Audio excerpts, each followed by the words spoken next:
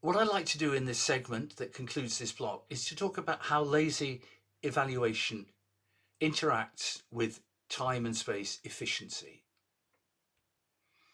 If you remember, lazy evaluation, the motto is only compute what you need, only once and only when you need it. But to be clear, let me clarify what this applies to. It applies to the computation of arguments to functions, and also to named expressions, which might be at the top level, but might also be named in a let or a where as part of a function definition. It doesn't apply to function values, that is the application of a function to an argument. That would be recomputed each time unless we're in a definition of another function and we name that function application and get reuse that way. Now, actually, we can what's called memoize function values, and techniques for doing that are discussed in section 20.6 of the book. You'd think this should be the best strategy, but that's not always the case. Let's have a look at some examples where that is a problem. Let's look at this function here, which is a function which takes a list of numbers 1 to n, and it sums it twice. It sums that list of numbers and then it sums that list of numbers again. Now, according to lazy evaluation, that list x's will only be evaluated once. And that means that if we calculate this for a large value of n, that large list will be stored for the second computation. And take a look at this statistic here. If we apply this to f of 10 million, the computation takes just over a second and uses about 1 billion bytes. But ironically, we can do the same sum twice. We do the sum from 1 to 10 million, and then we follow that with the sum from 1 to 10 million. That takes substantially less time. It uses more bytes because we calculate the list twice, but it takes less time. That seems extraordinary. The point is that the first calculation, the calculation of f on 10 million, has a large space residency. It calculates that large list and stores it. So that has to be stored, and with a large list there will have to be garbage collection to free up any free space if there is any. So the space residency, the amount of space that's used at any time, will be way higher for the first than for the second. As we've seen earlier on, if we calculate the sum of a list of numbers, we only evaluate the list partially in order to continue the calculation. So here we see an example of how calculating only once can be a disadvantage if we're holding on to a large value. What I want to do for the rest of this segment is to think about the efficiency of foldr and foldl. You remember foldr embodies primitive recursion,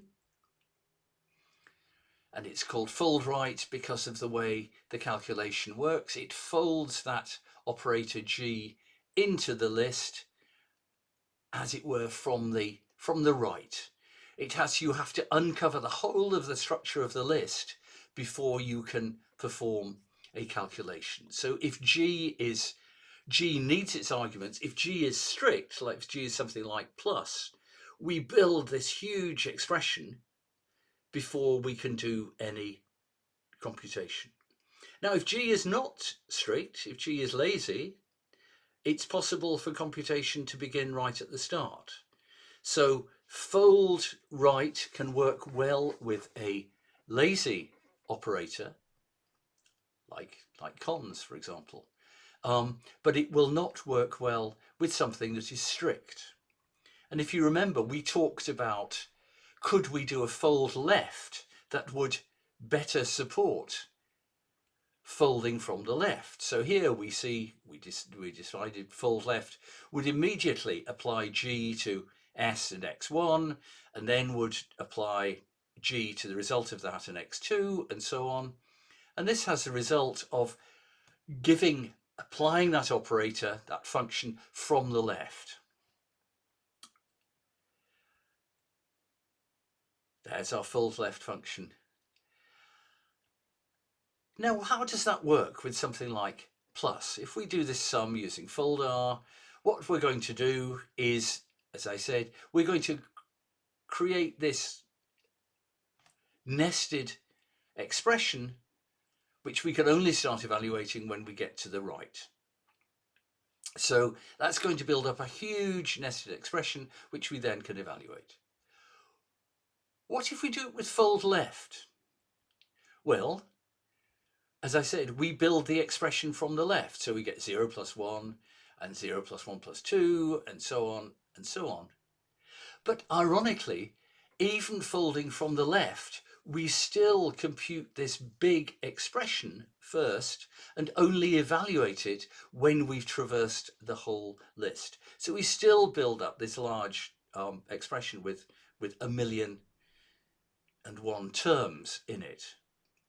So how could we avoid building up? We've got the 0 plus 1. How could we evaluate that 0 plus 1 as we go, rather than waiting until the end, rather than delaying the computation? We want to be more strict. We don't want to be so lazy. In order to do this, we define a function foldl prime. And as a first step, let's define the thing that we want to compute, which S prime is G applied to S and X. In the example we had, S was 0, G was plus, and X was 1.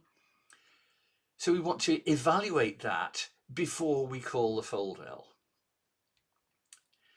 Now what we do is we use this primitive function called seek that takes 2 arguments. It evaluates the first and then evaluates and returns the second. And what we can do here is our foldl, which just foldl prime, which so far is just a rearrangement of what foldl does. But if we now put seek here, that means that we will first evaluate S prime and then we evaluate the foldl prime. And that means if we perform the calculation now, we will here add 0 and 1 to get 1. And in the next call, we'll add 1 and 2 to get 3, and so on. So we continually work with just a small representation of a list, and with the number being calculated, the intermediate value, the partial sum being calculated as we go. And we can see what the data say. The data say foldr is the slowest. Foldl is a little faster, but they both use the same space. And foldl prime is substantially faster. It's 10 times faster and uses 50% less space. So we really gain from using this strict foldl to say, do evaluate those intermediate values as you go. But as I said earlier, we probably fold R if we have a lazy function, or particularly a function that is not strict in its second argument. We can then start producing output without consuming the whole list. Whereas with foldl, with a strict function like plus, which requires both its arguments to be evaluated, we want to use foldl prime.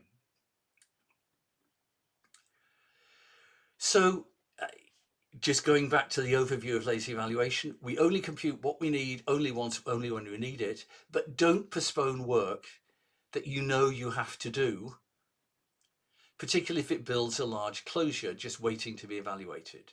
So if we know all we're doing is postponing work, we're building this big expression to be added, then do it as we build it rather than build it and then evaluate it.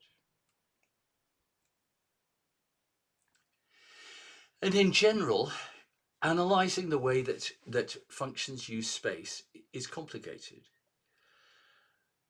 How much space is used, and indeed how much time is used with lazy evaluation, depends on the context in which an expression is used. And this means that we have to understand the way that whole systems work rather than being modular. If we build a big list and then never use it, in a lazy situation, that's a gain.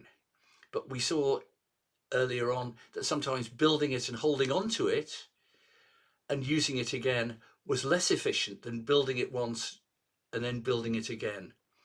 Because when we built it twice, we didn't build the whole list, we just built it on demand. So understanding context is everything here.